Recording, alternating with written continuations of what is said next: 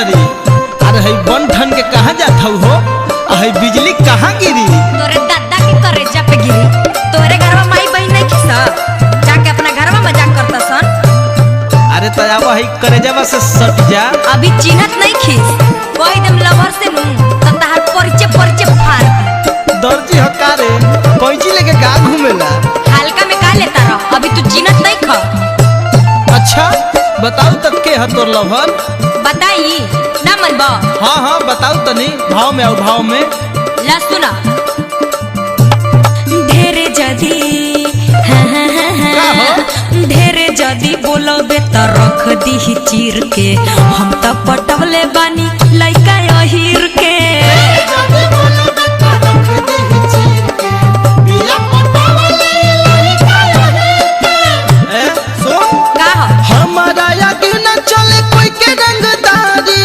राइए से आ जाना तो कर परियारी। मांगे परी माफी तोहरा गोड़ावा पगीर के, हम तो पटवले बनी लइका अहिर के।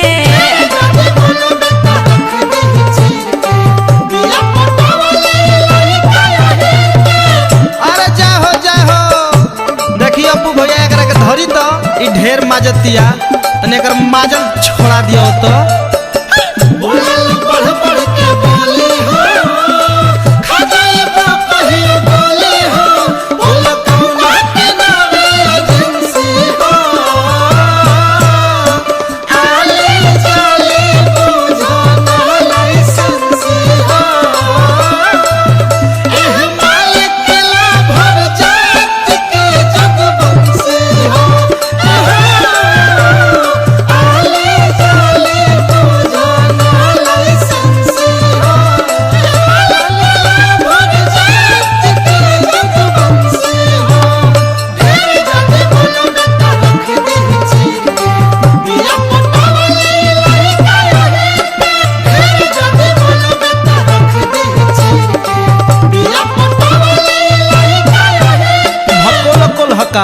अपना बड़ाई करो तड़ू, बताई ओकरा बारे में। हाँ बताओ।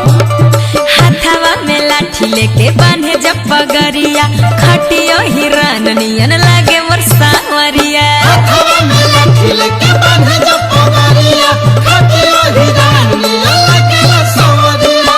राइफल के नोक पकड़ीला दादागिरी, के कर मजाल बाकी सोती हमारा भीरी। भीरी के बात कहतड़ा, भेंट हो जाई नु ओई दिन तार ममिला सेट हो जाई, बुझला। हम हुए तो होई छन बिन कोलो, रात भर के बात बाटे रे ओटी में चलो। छेदे छेदे कई दी ताहारा शरीर के, हम तो पटवले बानी लइका अहिर के।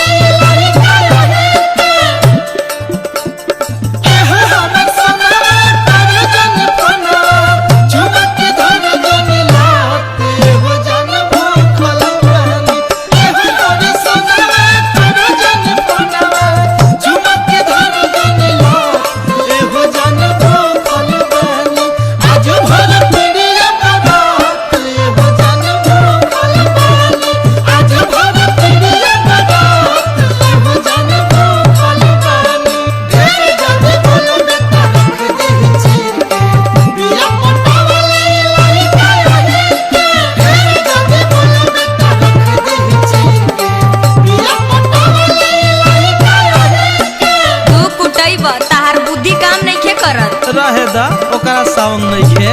छतरी के छाव बुद्धि बभनु के बार, अहिरु के बुद्धि पटकी के मार। छतरी के छाव बुद्धि बभनु के बार, अहिरु के बुद्धि पटकी के मार। जोड़ता नी हाथ माफ कर दो हमर गलती, हमारा न पता रहे जादू जी के चलती। बुझ गईला, दिमाग ठिकाने आनु गईल। ओए दादा अब हमरा के बच्चा लो, रॉक सुरविंदर के जिंदगी बचई हो, बुटन बदमाश से न बतिया बतई हो। अभी तक केहू ना हरवल सोबीर के, हम तो पटवले बानी छोकड़ा अहिर के। बोलो बेटा रख दे चीर के, बिया पटवले